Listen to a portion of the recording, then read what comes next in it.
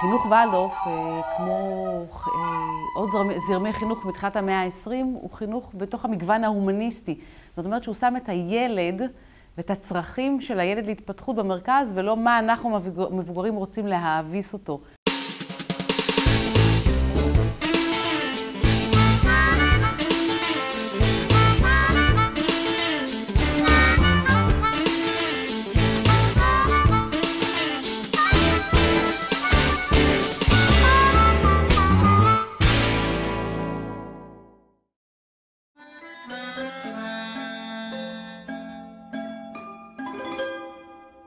תפיסה מאוד מובנית, שיטתית של פסיכולוגיה התפתחותית של הילד, ושכל תוכנית הלימודים מנסה לתמוך ולהזין אותה. אנחנו סבורים שהתכנים שמגיעים בגיל הנכון, פוגשים את הנפש של הילד ברגע הנכון, יכולים להיות ממש תמיכה בשבילו בהתמודדות עם האתגרים שכל גיל מציב בפניו. לימוד של שברים בכיתה ד' למשל, כן, שפוגש את הילד בדיוק במקום שהוא קצת נפרד מהעולם, ומשהו מהשלם הזה שלא האחדות עם העולם נשברת. בגיל 12-13, כשהם באמת נכנסים לגיל ההתבגרות ויש להם כבר את היכולת להסתכל החוצה אל העולם הגדול, אנחנו מסתכלים למעלה אל השמיים, לומדים אסטרונומיה, לומדים על אנשי הרנסנס שחקרו פנימה, שרצו להכיר את האדם כמכלול, והולכים עוד יותר פנימה ולומדים כתיבה יוצרת, היכולת להביע את עצמי ואת הרגשות הכי עמוקים שלי. שפות זרות בבית הספר נלמדות מכיתה א' 2 שפות זרות. והמטרה בגיל הצעיר זה לחשוף את הילד לצלילי השפה. הדבר נעשה בעיקר דרך דקלומים, שירים, משחקים, תנועה. עם השנים כמובן יש התקדמות להכרת האותיות, האלפבית השונה בשפות הזרות שאנחנו לומדים. אנחנו בעצם מנצלים את המקום הטבעי שלהם ללמידה.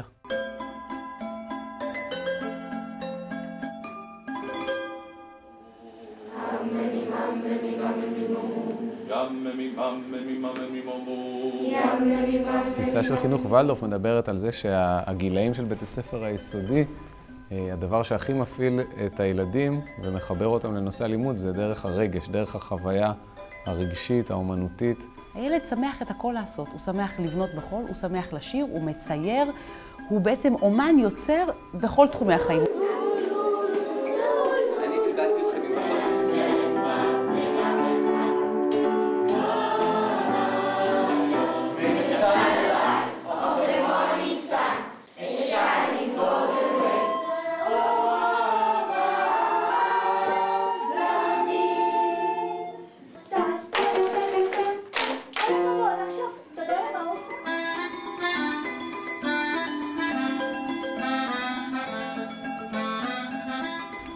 לחוות את כל הנושאים הנלמדים, את כל התכנים, את כל הערכים בצורה אומנותית. אפשר לקרוא לזה אומנות החינוך, לקחת בעצם את כל התכנים שאנחנו עוסקים בהם ולעבור איתם דרך האומנות. נראה לי שלמדתי המון לפתח את היצירתיות שלי. ומחברים את הילד לכל נושא שנלמד וגם לעצמו. זה צד אחד, האומנויות. הצד השני זה פעילויות פיזיות רבות שבאות לחזק בכלל את היכולת של ילד לחיות בתוך הגוף שלו ולהביא למימוש את הפוטנציאל.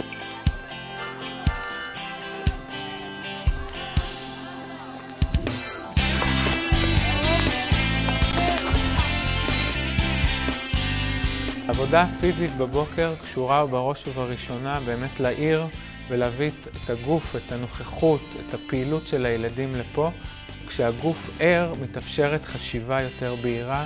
החומר הלימודי נכנס בצורה הרמונית לגוף.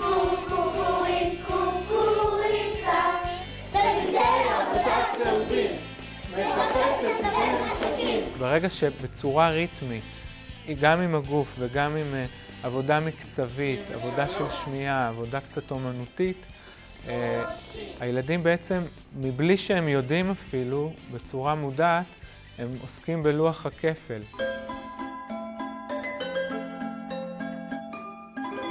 אנחנו מאמינים שלישות של הכיתה, לגוף של הכיתה, יש כוח מאוד גדול משל עצמו. עצם העובדה שאין כאן ציונים, עצם העובדה שאין תחרות בין הילדים, מכוון, מקשה על המורה אמנם, אבל מכוון את המאמץ של הילד לסקרנות, לעניין, להתאמצות, להיות טוב יותר כלפי עצמו, ביחס לעצמו, בלי השוואה לאחרים.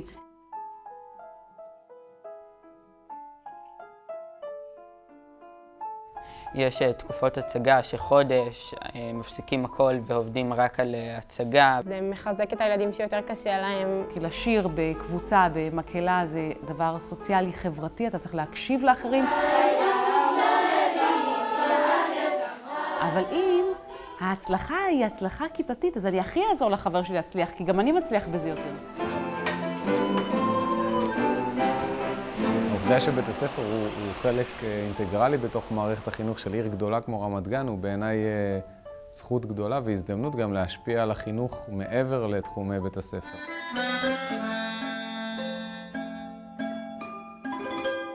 תוצאה מהשילוש שיש כאן בין התלמיד למורה להורים. יש פה בעצם משולש דינמי שהוא מאוד מאוד עובד בצורה מאוד מאוד אפקטיבית לדעתי.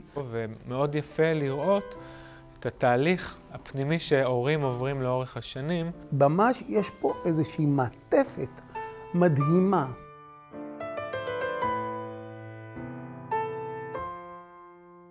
כמחנך, הכיתה בשבילי זה הדבר הכי יקר שיש לי בעולם ביחד עם המשפחה שלי.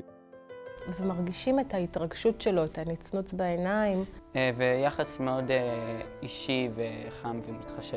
גם מורה, אבל גם משהו מעבר, שאני לא יודעת איך להגדיר את זה. זה בעצם עוד הורה. מקום שאפשר לבוא אליו, לבכות בו. זו קבוצת ילדים שאני הולך איתם הרבה שנים ביחד. נבנה פה קשר בריא ונכון לגדילה ולצמיחת הילדים. וכשאני אומרת מרוצים, זה לא שזה מושלם ואין אף פעם דברים שיש לי הערות עליהם. הדברים שמנחים אותי להיות פה מורה זה קודם כל להיות לילך, להביא את מי שאני.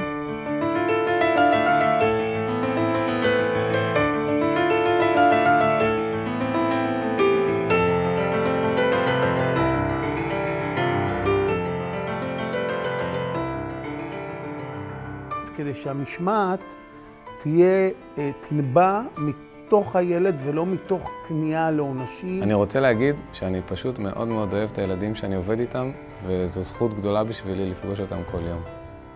גם מחשבה וגם הרבה מאוד לב.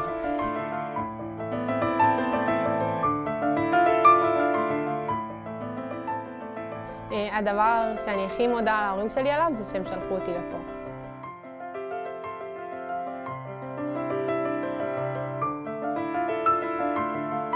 משקים, מדשנים, מכוונים, מגנים בתקופה מסוימת, אחר כך משחררים לרוחות. איזשהו שקט פנימי שלדעתי הוא הישג גדול של הבית ספר הזה ושיטת החינוך הזאת. בשאיפה היחידה שכשהוא יגדל הוא יהיה העץ שהוא צריך להיות, אבל הוא יהיה חזק ואיתן, ויוכל גם להביא פירות לסביבה וגם לעמוד חזק ואיתן מול כל מה שהחיים צופים לו.